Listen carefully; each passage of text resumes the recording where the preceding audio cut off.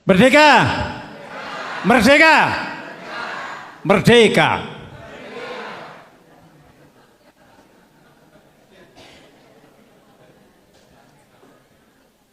Hadirin,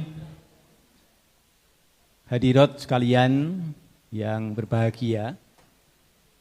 Hadirin itu hadir di dalam. Hadirat adalah hadir out di luar, banyak di luar.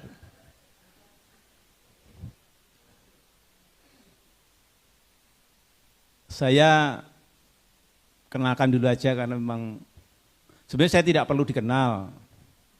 Dan saya lebih berpikir bagaimana mengenal saudara-saudara, tapi nanti biar sedikit saya menjadi terkenal. Nama saya samar saja. Karena kalau samar-samar dicari lebih susah. Kalau Sudano itu nama istilah umum baptis Romake. Di nama saya samar saja. Kemudian saya ketua pengurus cabang Majelis Agama Buddha Theravada Indonesia Magabudi Kota Madiun. Kemudian komunitas berkumpul di Jalan Anggrek nomor 11, sebelah timurnya stasiun. Namanya Cetia Giribanda Sukawati di Jalan Anggrek nomor 11. Kenapa bukan wihara? Karena Cetia itu setara dengan kapel atau musola. Jujur umat Buddha di Madiun belum punya wihara. Tapi juga tidak terlalu ribet. Karena sembahyang tidak harus di wihara. Bahkan tidak sembahyang juga tidak apa-apa. Itu kata saya tapi. Mohon izin, di sini ada para senior, sesepuh, para orang tua dan tapi nggak ada mertua saya nggak ada. Ada Romo Ake sudah tidak asing bagi saya karena sama-sama aktif di FKUB. Ada Pak Slamet dari Ketua MLKI Kota Madiun dan para sesepuh MLKI yang sering berjumpa, wajahnya saya hafal tapi namanya tidak hafal karena saya dengan istri saya saja kadang-kadang lupa. Kemudian saya juga membawa pasukan, ketepatan di Magetan ada istilah lama KKN, sekarang PPM, ada mahasiswa PPM dari Sekolah Tinggi Agama Buddha Kertaraja Asam Batu Malang. Ini ada 3 berjubah kuning, ini masih calon biku. Saudara mungkin mengenalnya biksu, ini masih calon biku. Di belakangnya ada 2 pakai baju putih. Itu namanya sebutannya Atasilani, panggilnya Sila. Kalau yang ini masih calon biku panggilannya Samanera. Kalau biku biasanya panggilannya Bante. Bante itu seperti Romo, Bapak, Ibu, Mas begitu. Tapi karena belum tahu sering Bante dipanggil dengan Pak Biku, Pak Bante sering karena memang belum tahu. Jadi double, ada Pak, ada Bante, Pak Bante. Bante cukup. Juga ada pasukan umat jemaat yang di belakang itu. Ada juga dari wanita Theravada Indonesia, Wandani. Pimpinan ini ada ketua dari Magetan, ada Mbak Ria. Dan juga ada Bu Samar ada. Oh, Bu Samar di belakang itu ada Bu Eli ya? Oh enggak ada. Ada Bu Samar, ketua Wandani Kota Madiun. Itu pengantar saya. Untung hari ini. Untung saya tidak disuruh berbicara. Karena pada saat saya diminta oleh Mas Haris, ketua Gus Durian, saya menolak. Saya lihat di situ ada Gus Asad, ada Romo Ake, kemudian ada Bu Pendeta. Kalau suruh bicara, saya angkat tangan. Karena saya tidak pernah berbicara. Sekali waktu bicara saja membicarakan tentang orang lain. Tetapi malah saya didatangi oleh Mas Haris, tetap Pak Samar harus bicara. Nah, tapi setelah saya tanya waktunya 10 menit, padahal saya sudah menyiapkan materi sampai jam 12 malam ini. Nah, akhirnya saya walaupun malu dan takut, itu saya hilangkan. Saya bawa batur itu supaya saya tidak ngeredek, tapi tetap saja ini ngomel ini. Dan semakin tidak malu dan tidak takut, karena saya ingat, di ajaran Buddha itu ada namanya hiri dan otapa. Hiri itu artinya malu, otapa itu takut. Malu berbuat jahat dan takut akan akibatnya.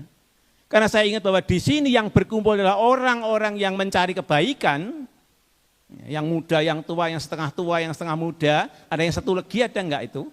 Satu legi itu setengah tua, lemu, ginu, gitu. Semua tujuannya kebaikan, sehingga saya memberanikan diri karena akhirnya saya tidak takut dan tidak malu untuk berbuat baik. Saudara-saudara sekalian, kalau saya tidak ikut bicara tentang Gus Dur, tidak nyambung nanti. Tapi kalau saya bicara harus testimoni tentang Gus Dur, saya lahir tahun 64, Gus Dur lahir tahun 40, agak jauh. Dan ketepatan saya tidak punya nasib baik untuk banyak bertemu dengan Gus Dur. Hanya 2 kali, di Caruban sekali, kemudian di tempat Pamuksan Joyoboyo sekali itu jam 12 malam, hujan deras, Gus Dur tetap rawuh. Sehingga saya lebih senang dengan menyampaikan kesan tentang Gus Dur. Kalau testimoni kan harus bukti. Nah, saya itu nggak pernah bersama-sama. Sekarang haul ke-17, ini juga di otak-atik orang Jawa 17 itu kalau dijumlah ke 16, dijumlah jadi 7. 16 kan dijumlah jadi 7. 1 dan 6. Bahasa Jawa, karena ini yang sama nirain dari NTT, NTB, pitu enggak ngerti dia, supaya sekarang belajar bahasa Jawa. 1 dengan 6 sama dengan 7, 7 artinya pitu, pitu itu kan otak-atiknya Pak Slamet, tapi itu pitu, pitulungan, pitutur, pituduh, pitungkas. Mudah-mudahan malam ini kita mendapat pertolongan, pitulungan. Mendapat pituduh, petunjuk hal-hal yang baik. Pitungkas, pesan-pesan yang baik. Tadi sudah mulai dari awal Romake juga sudah menyampaikan pesan yang luar biasa. Bu Pendeta juga luar biasa. Tapi kalau saya memang hanya biasa di luar. Itu tentang haul yang ke-16. Gus Dur baru saja dinanugerahi pahlawan nasional. Semua banyak yang juga mengenal Gus Dur adalah guru bangsa. Karena Gus Dur itu punya sosok yang memang banyak diakui oleh banyak manusia. Setidaknya Gus Dur itu sosok yang memiliki 3C dan 3R. Apa itu? C, yang pertama cakap, kedua cakep, ketiga cukup. Cakap artinya pandai. Mungkin ada yang tahu, Pak Slamet pasti tahu, Gus Dur itu mampu menghafal 2000 nomor HP, nomor telepon zaman itu, Gus Dur itu. Kita nomor HP sendiri aja nggak hafal. Jadi pandai Gus Dur itu. Kemudian cakep, itu artinya tampan, ganteng. Tapi tidak lebih pada wajah, karena cakap itu bisa memiliki 2 hal. Inner beauty dan outer beauty. Secara outer beauty, kecantikan luar, Gus Dur itu cakep. Dibanding dengan yang ibu-ibu suka dandan, mau datang manten pukul 10 jam 3 pagi sudah bangun, pergi ke salon, lebih cakep Gus Dur. Gus Dur bersepatu aja enggak pernah. Jas saja waktu jadi presiden. Paling baju batik lengan pendek. Pakai kopiah selesai, kemana saja, ketemu siapa saja. Dompet nggak punya, nanti ada lagi duitnya sedikit, saya tahu itu. Cakep, kemudian cukup. Gus Dur itu orang yang hidupnya sudah selesai dengan dirinya sendiri. Jadi presiden itu LHKPN-nya itu hanya 3,49 miliar. Dibandingkan dengan presiden-presiden yang lainnya, ini teman-teman generasi gadget, lihat aja tuh LHKPN presiden-presiden itu, apakah Gus Dur lebih banyak, lebih besar, kekayaannya sama sekali tidak. Karena presiden yang lain, mantan presiden yang lain ada yang sampai 15 miliar US dollar. Bingung itu ngewisan. Tapi Gus Dur walaupun punya kekayaan hanya 3,49 pada jadi presiden, sudah selesai dengan dirinya sendiri. Hidupnya sudah cukup seperti hanya Samanera ini, Samanera calon biku. Biku juga. Karena kebutuhan hidup itu sebenarnya hanya 4 kebutuhan pokok. Sandang, pangan, papan, dan obat-obatan ketika diperlukan. Itu saja cukup. Sandang, kita punya selemari yang kita pakai cuma 1. Kalau saudara punya pakaian lebih dari selemari masih kurang, yang salah pikirannya. Pangan juga gitu. Apalagi Mbah Slamet, saya sudah di atas 50, di atas 60. Paling makan 3 kali saja sepiring, nanti 3 piring. Romake makan 3 kali. Semampunya. Padahal semampunya palingnya 3 piring, cukup. Kalau sudah punya makanan banyak, bahkan punya kesempatan makan siapa, makan di mana, makan apa, nanti ada lagi yang makan siapa, nah, masih kurang, itu namanya serakah. Sandang, pangan, papan, segemuk apapun paling hanya 2 meter kali 1 meter cukup tidur itu. Kalau punya kamar 10 sampai bingung akhirnya malah kos, itu yang salah pikirannya. Yang keempat obat-obatan itu ketika sakit. Para Samanera kebutuhannya hanya itu. Kemana saja ya cuma jubah itu malah paling banyak cuma punya 2. Tapi hidupnya 75 aturan Samanera itu, biku 227 aturan. Kita yang tidak diatur saja malah sukanya mengatur, itu masih sudah punya masih kurang. Gus Dur sekali lagi cukup hidupnya. Karena sudah selesai dengan dirinya sendiri, maka Gus Dur waktunya, pikiran, tenaganya untuk orang lain. Cakap-cakap cukup. Yang kedua, 3P, 3R, pinter, bener, kober. Pinter, Gus Dur itu tidak hanya pandai secara ilmu, tapi berwawasan luas. Beda loh berwawasan dengan berilmu. Kalau berilmu itu apa-apa pakai sumber, berdasarkan pendapatnya si A, si B, bahasanya baku, kaku, wagu. Tapi kalau berwawasan, maka dia menjadi orang yang adaptif, di mana saja bisa hidup. Gus Dur berkumpul dengan sesama muslim, dengan yang lainnya, dengan orang pejabat, orang melarat, orang sekarat, bisa. Bahkan Bu Sinta sampai sekarang masih punya kebiasaan buka bersama dengan kaum duafa. Sahur bersama. Pinter, bener, karena Gus Dur apa yang dipikirkan, diucapkan dan dilakukan bisa diterima oleh semua masyarakat dan bangsa kita. Bener berarti, semua orang bisa menerima. Tetapi kalau yang menerimanya beberapa orang apa namanya kelompoknya sendiri, itu namanya bener dewi. Bahkan kalau beda kelompok, beda agama, beda pendapat, apalagi beda pendapatan, musuh. Nah, itu tidak karakternya Gus Dur, tidak sosok Gus Dur. Pinter bener, kober orangnya entengan. Saya dapat cerita langsung, kalau ini testimoni tapi melalui orang kedua. Namanya Biku Damasubu, ketepatnya adalah kakak kandung saya. Rumahnya tinggalnya, bukan rumah, nggak punya rumah karena biku. Tinggalnya di di Pondok Labu, Jakarta, 10 menit dari Ciganjur. Ketika Gus Dur jadi presiden, tiba-tiba ditelepon. Menteri Damasubu di mana? Di rumah Gus. Ikut saya. Oh iya Gus, kemana? Ke Bali. Ada apa Gus?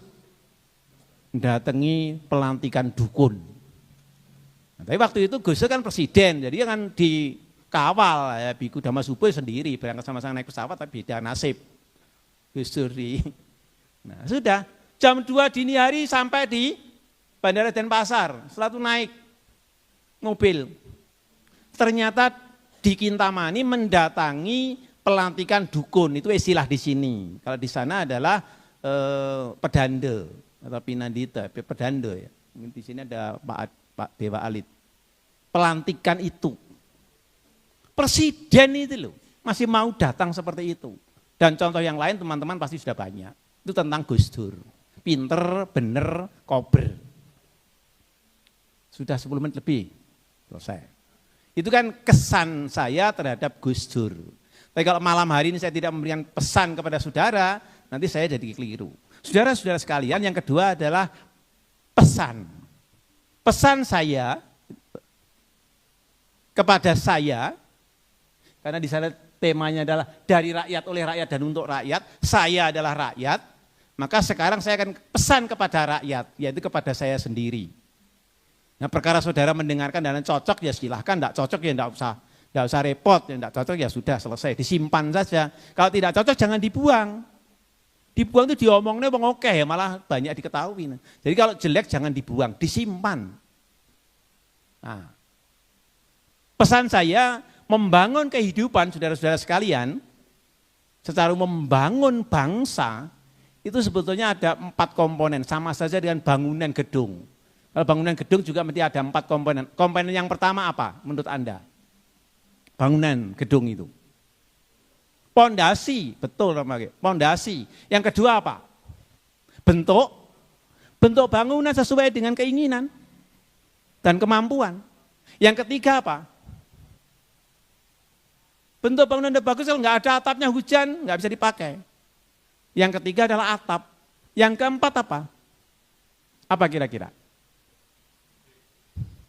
Di luar bangunan itu, di luar apa?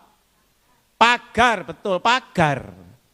Itu bentuk bangunan. Bagaimana implementasinya dalam kehidupan kita membangun kehidupan, baik kehidupan pribadi maupun kehidupan berbangsa dan bernegara. Pondasinya apa? Pondasinya ada 4, tekad, niat, keyakinan, dan semangat. Kalau hidup tidak punya tekad, niat, keyakinan, dan semangat, ibarat bangunan pondasinya rapuh. Saya tidak menjelaskan rinci, waktunya sudah habis. Tapi seperti Pak Slamet dan para sesepuh pasti tahu, coba. Kalau dulu mau berangkat pergi saja, dari depan rumah berhenti, terus ndonga, muni sing ndonga meng opo sama-sama tidak tahu. Tapi mesti begitu toh, nggih Pak Slamet.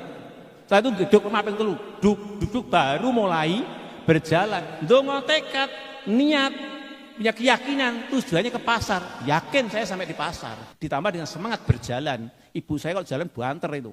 Bapak saya sampai terbirit-birit karena jalannya banter. Tekad dengan keyakinan dan semangat. Anak sekarang nggak punya itu. Maka bangunan hidupnya adalah rapuh. Nggak kuat karena pondasinya tidak sesuai. Anak sekarang nggak kenal tekad, niat, keyakinan, dan semangat. Mau naik motor dari dalam rumah, motor dari starter keluar. Halaman tidak luas. Beda dengan zaman lama, halaman masih jauh dari jalan. Begitu cekak, keluar jalan kiri kanan ada motor rame. Tidak seperti dulu ada sepeda motornya kita diambu. Tipa motor diambungin banget. Dia sekarang ngambu tipa motor ya pesek hidungnya. Motor rame. Ini sepele tapi itulah yang hilang. Pondasi kehidupan hilang. Berarti pondasi membangun bangsa hilang. Yang kedua bentuk bangunan. Bentuk bangunan itu meliputi indera. 6 indera kita, mata, telinga, hidung, mulut, kulit, dan batin. Sekarang ini kita harus bisa mengendalikan hal itu. Kalau tidak, sekarang ini coba medsos. Serah seneng aja. Lihat YouTube tidak cocok, komen. Dulu dipuja-puja, sekarang dipuji-puji, sekarang dimaki-maki, melu-melu. Karena kita tidak bisa mengontrol pikiran, ucapan, dan perbuatan kita. Itu singkat saja, kalau panjang nanti Surabayaran, Suwi, apa itu? Guyon-guyon. Yang berikutnya yang ketiga tentang atap. Atapnya apa? Atapnya adalah kerelaan. Apa kerelaan? Sedekah, sedekah, dana, apalagi istilah lain. Memang ada punya istilah. Berkerelaan intinya. Dan berkerelaan itu ada 3 macam. Ada materi, ada pengetahuan, ada memberikan keterangan pada orang lain. Yang paling mudah materi. Entah itu uang atau apa. Tapi kalau sudah kita bicara sedekah biasanya di wihara pun ngomong sedekah dana meneh begitu. Nah, jadi melepas. Sebetulnya latihan melepas sebagian yang kita miliki itu adalah mengurangi keserakahan.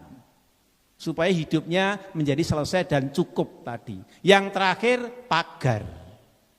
Apa pagar kehidupan secara pribadi maupun berbangsa dan bernegara adalah kemoralan. Saudara-saudara sekalian, sekarang ini udah era terbuka. Dengan HP ini di dalam kamar mandi dikunci, bahwa HP bisa tetap lihat di luar sana bebas. Jadi pagar kehidupan itu hanya diri sendiri, bukan orang lain. Sekali lagi, bukan orang lain. Jadi bukan masalahnya boleh atau tidak boleh, tapi sudah waktunya apa belum, kan begitu.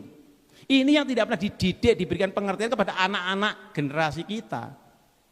Mendidiknya berarti boleh, tidak, pokoknya tidak boleh, anak tidak berkembang. Padahal semakin dilarang malah semakin ingin tahu, semakin disuruh malah semakin tidak mau. Kalau nggak percaya, di parkiran gereja kasih aja kresek jelek, tapi ada uangnya 1 juta, sandang disampur ditendang sana tendang sini, nggak ada orang tertarik ngambil. Tapi ada amplop tulis awas rahasia, semua ngelirik, ditek sedikit, aman diambil, padahal nggak ada isinya apa-apa. Itu analoginya. Yang baik bagaimana membangun kehidupan dan mendidik generasi sekarang, memberi pengertian, ini begini akibatnya begini. Karena hukum sebab akibat itu adalah hukum alam semesta. Kebaikan akan membawa kebahagiaan, perbuatan buruk membawa penderitaan. Itu hukum alam semesta. Percaya tidak percaya, yakin tidak yakin, hukum itu tetap berjalan. Saudara-saudara, sekian. Terima kasih. Kalau panjang-panjang ini sudah panjang Pak itu. Merdeka! Merdeka! Merdeka! Terima kasih.